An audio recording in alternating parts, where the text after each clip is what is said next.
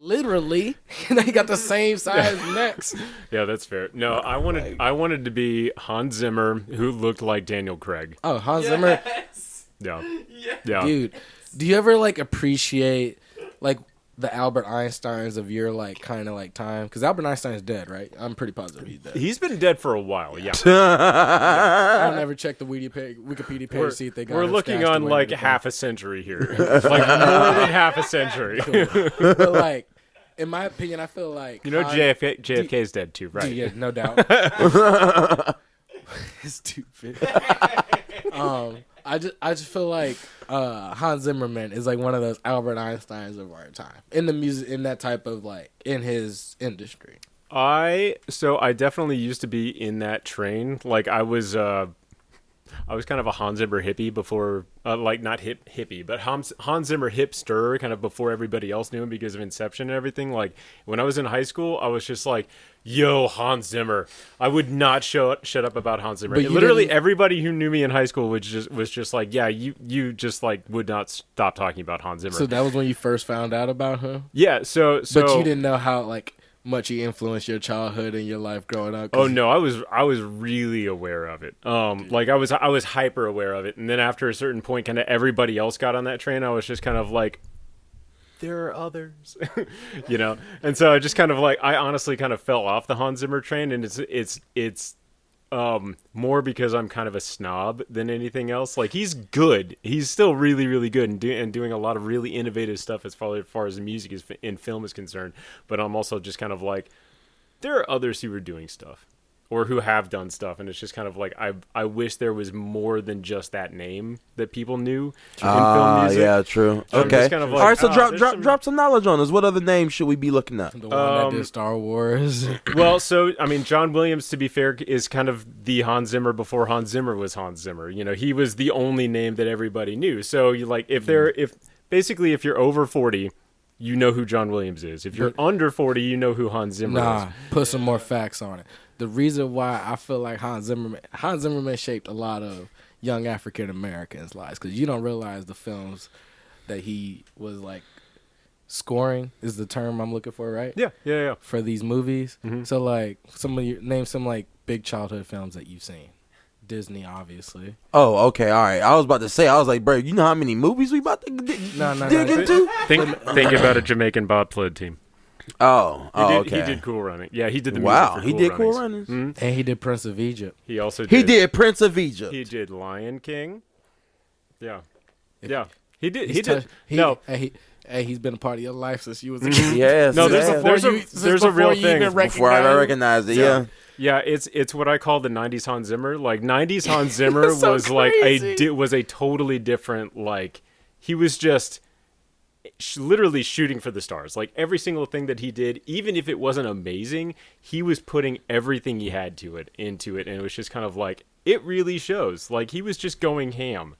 But it's just like Seriously. when you figure out when he's like been a part of your life, it's almost like you've been listening to, like you listen to a new song, right? You listen to something, you went to go see a movie, you heard this thing, this shit makes you cry, it touches your soul somehow.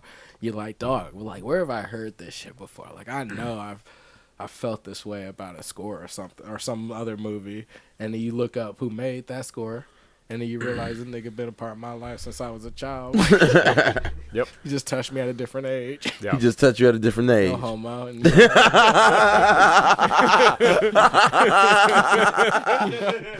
what I'm talking. But poor wording aside, I definitely know what you mean. Like Muppet Treasure Island. Muppet Treasure Island is second. First off, side note: Hans Zimmer.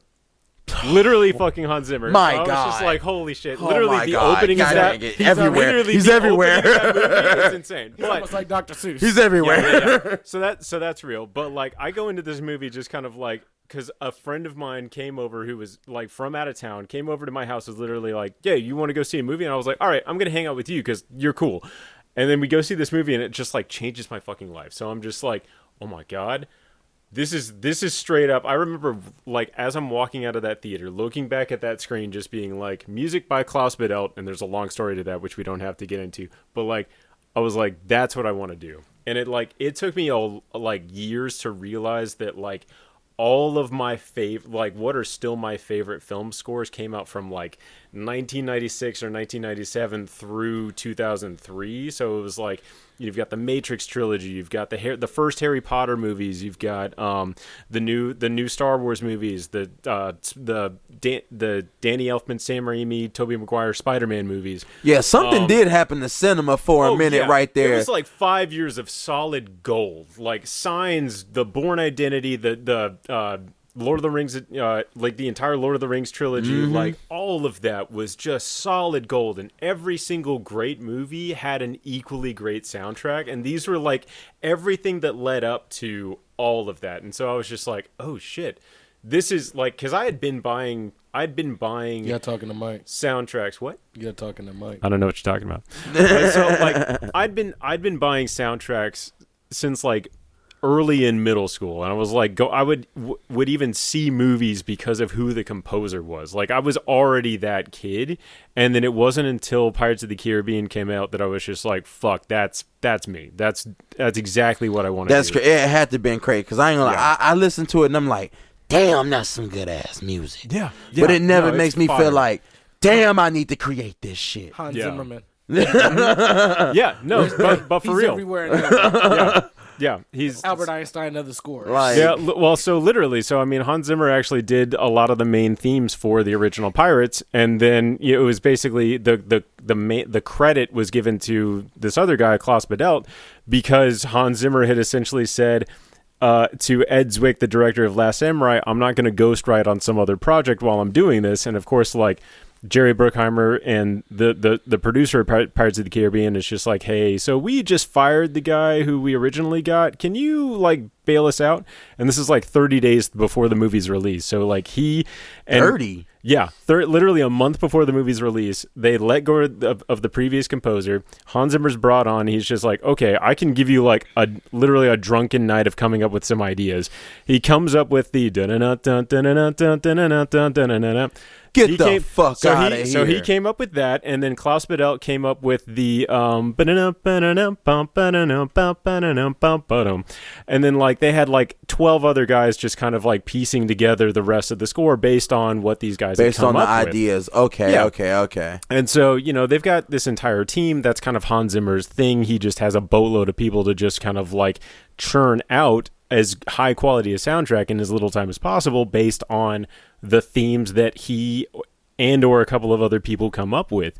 And that's kind of how that goes. Shout out to the team. Yeah, exactly. And like I got so deep into what his studio used to be called, the Media Ventures kind of like world. I've followed like all of their so it's now called Remote Control Studios. That's like Hans Zimmer's studio name. But like I got so deep into like all of the other additional composers, like I started following like, I was like, who did the music to like Secret Window? It's like, oh, it's this like classical composer and this other guy under Hans Zimmer. Are they working together? It's like, well, no, the classical composer did some of the music and then got fired halfway through, and then the other guy got hired to do the rest of it. But like both sides of it, the stuff that they chose was also friggin' amazing. But so like this is like the depth to which at like 14, 15 years old that I was just like, okay, you're finding your niche. Oh yeah, I was so deep into it. I'm still just like, I'm still like so enamored with so much of the film music that was coming out from like 99 to like 2009, and then since then I've just gotten a little bit more like. You don't listen to that? Well, so I've definitely gotten a little bit snobbish. After a certain point, you can definitely it's very easy for me to tell like what composer has done a film. Like I can literally just listen to a film, like watch a movie, not listen to the music by itself, but watch a movie and just be like, James Horner did that. Hans Zimmer did that. Jerry Goldsmith did that. That like it's that easy to kind of pick up on the like tips and tricks of kind of like what these composers' toolboxes were. And there's some I mean, John Williams is a very strong exception to that. Take that like shit back. He's too I've fucking listened good. To all Hans Zimmer shit, even that Disney did geographical music shit. All of it's fire. Well, so I mean, part of that is he's also got a giant team behind him that is there to make it as good as possible. But sometimes, like some of Hans Zimmer's music has just honestly sounded kind of the same. For the last 20 years, you're just kind of like settings. Hans Zimmer may save you. No.